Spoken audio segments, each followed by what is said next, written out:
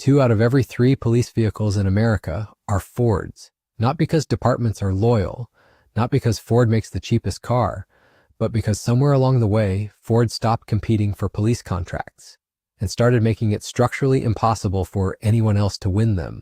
So here's the question driving this entire video. How does one company get so deep inside a market that the market can barely function without it? If you enjoy breakdowns like this, consider subscribing. We do this every week. There are roughly 12,000 law enforcement agencies patrolling American jurisdictions right now. Each one needs vehicles that can pursue, idle for hours, carry equipment, and protect the officer inside. General Motors competes for that business through Chevrolet. Stellantis competes through Dodge. And then there's Ford, sitting at over 60% of the entire market. The gap isn't close. It isn't even a race. Here's where most people get this wrong.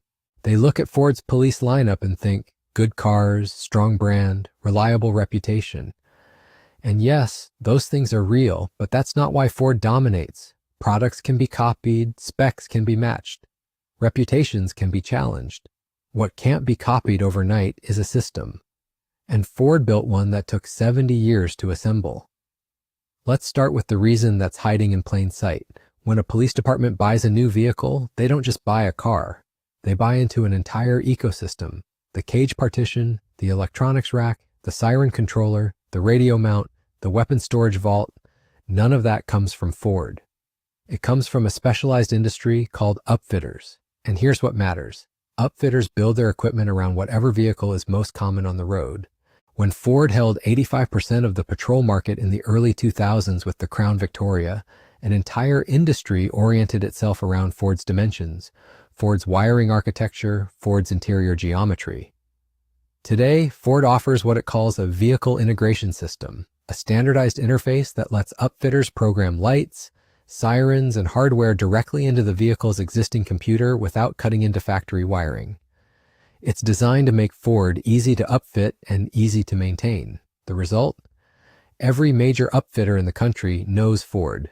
Their technicians are trained on Ford. Their parts inventory is stocked for Ford. Their processes are built around Ford. When a small police department in rural Ohio is choosing between a Ford and a Chevy, they're not just comparing 2 vehicles. They're comparing 2 futures. One comes with a network of upfitters who know exactly what to do the moment the vehicle arrives. The other is an unknown, unfamiliar to local vendors, potentially requiring new training, new parts, new processes. Switching costs in this market are not just financial, they're operational, and Ford built that switching cost deliberately over decades. Most people don't realize this. Let me know if you did. Every year, the Michigan State Police puts police vehicles through a formal evaluation. Acceleration, top speed, braking distance, dynamic handling lap times. The results are published. Agencies across the country use them to justify purchases. This is where Ford's second system lives. Ford has consistently submitted vehicles to this testing and consistently performed at or near the top. The Police Interceptor Utility's 3.0-liter EcoBoost version has held the fastest vehicle dynamics lap time in back-to-back test cycles. The hybrid version beat V8-powered competitors in top speed despite running on a gas-electric powertrain. When agencies need to defend a procurement decision to a city council or budget committee, they point to independent test data. Ford makes that very easy to do. But here's the thing, this isn't just about winning a test, it's about what winning a test year after year does to buyer psychology. Fleet managers don't want to be the person who switched to a different brand and had problems. The Michigan State Police evaluations give Ford a perpetual third-party endorsement that no marketing budget could replicate. Every published result is a documented justification for choosing Ford again. Ford has also pursued certifications no competitor has bothered to match.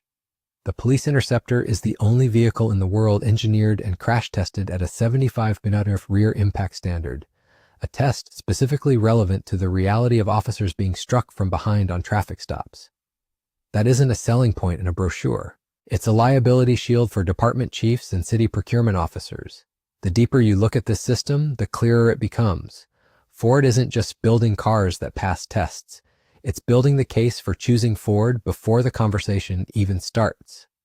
This part is often overlooked, the way institutional trust gets manufactured through documentation. Stick around because the third reason is where it all compounds. Here's the question no one asks. Why did Ford keep police vehicles as a product line at all? Fleet sales to government agencies are not glamorous. The margins are tighter than consumer sales. There's no brand excitement, no lifestyle marketing. And yet, Ford has operated a dedicated police vehicle division continuously since 1950, through downturns, fuel crises, model transitions, and platform changes. When Chevrolet discontinued the Caprice in the mid-1990s, it exited the dedicated police sedan market almost entirely. When Chrysler discontinued the M-Body platform in 1989, it did the same. Both companies decided the police market wasn't worth the sustained investment.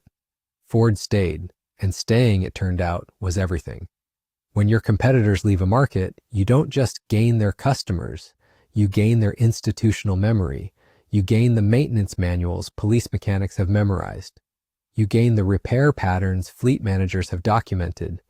You gain the trust of officers who've driven your vehicle for 20 years without a catastrophic failure.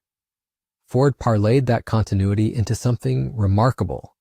When it retired the Crown Victoria in 2011 and switched to an entirely new platform, an SUV with unibody construction, which police departments had historically resisted, departments followed, not because the new vehicle was obviously better, but because the alternative was switching to a brand with no track record in the space.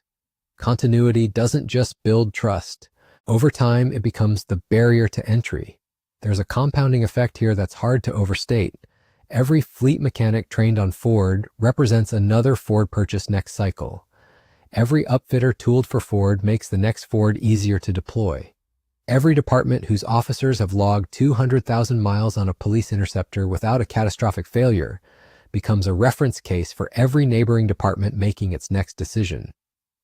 Ford didn't build a product people choose. It built a system people can't afford to leave.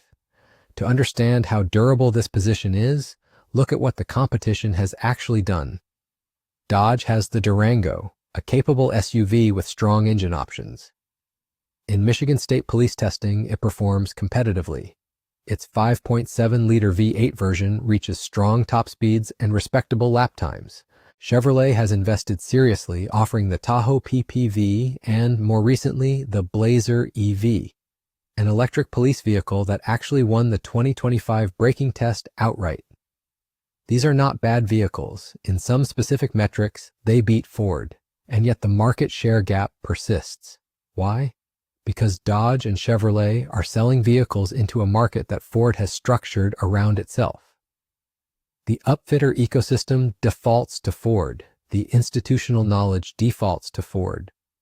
The procurement justification documentation, those Michigan State Police test books fleet managers hand to budget committees, includes Ford at or near the top in the categories that matter most operationally.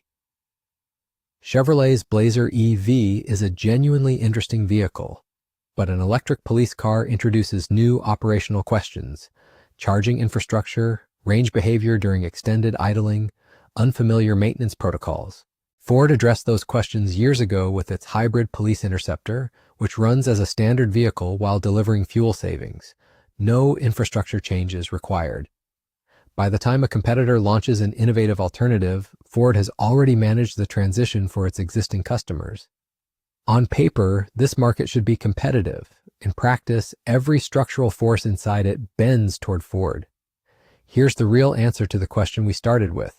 Ford doesn't dominate the police vehicle market because it makes a better car. It dominates because it made the decision over and over for 7 decades to treat law enforcement as a permanent customer, not a cyclical one. Its competitors looked at the police fleet business and saw thin margins, difficult procurement processes, and specialized demands. Ford looked at the same thing and saw a captive institution, a customer that doesn't change brands casually, a customer that buys in bulk on fixed cycles and whose mechanics, vendors, and administrators all operate within the same brand's orbit once a relationship is established.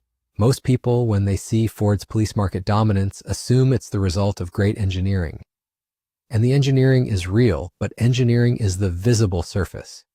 Underneath it is a distribution lock-in, a third-party validation system, and 7 decades of continuous institutional presence that competitors voluntarily abandoned.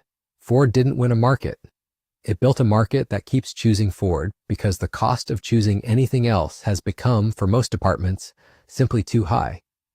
If you found this breakdown useful, there's another story just like it you should check out.